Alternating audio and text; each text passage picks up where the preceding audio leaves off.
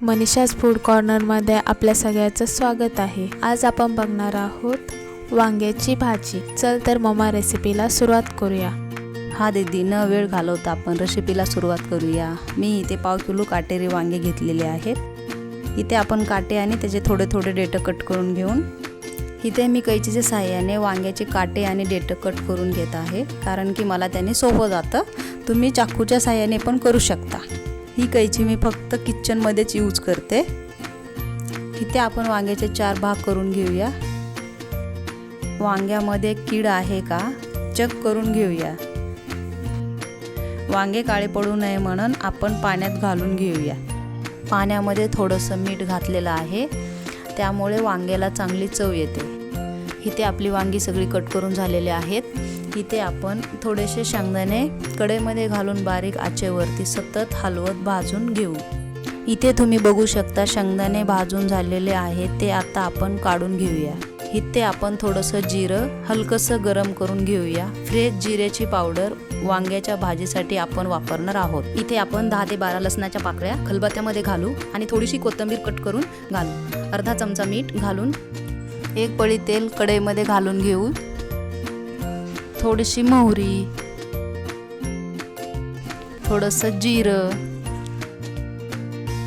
1 चमचा लसूण पेस्ट। लसूण चांगला मिक्स करूया। लसूण चांगला भाजून घेऊया। लसूण भाजून झालेला आहे।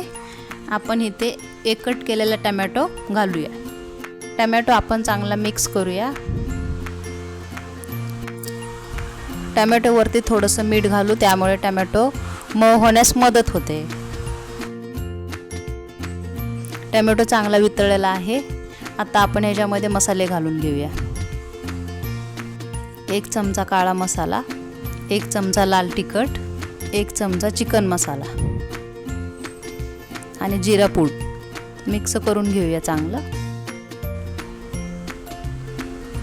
इथे आपण 2-3 चमचे शेंगदाण्याचं कूट घालून चांगलं परतून घेऊया।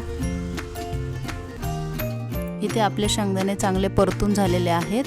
आपण आता चमच्याच्या सहाय्याने हा मसाला वांग्यामध्ये भरून घेऊया।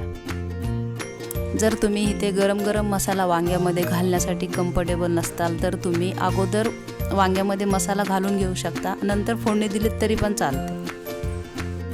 मी ह्याच पद्धतीने वांग्याची भाजी बनवते, तुम्ही एकदा नक्की ट्राय करून बघा। इथे आपली सगळी वांगी भरून झालेली आहेत। आपण ह्याच्यावरती झाकण ठेवून 1 वाफ काढून घेऊ। इथे आपण वांग्यामध्ये पाणी न घालता 1 वाफ काढून घेतलेले आहे। वांगे आता आपण खालीवरी करून घेऊया। इथे आपण वांग्यामध्ये गरम पाणी घालून घेणार आहोत। तुम्हाला जेवढा रस्सा हवाय त्याप्रमाणे तुम्ही पाणी कमी जास्त करू शकता।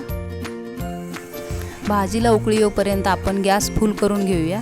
भाजीला उकळी आली की आपण मंद आचेवरती वांगी खालीवरी करत चांगले शिजवून घेऊया।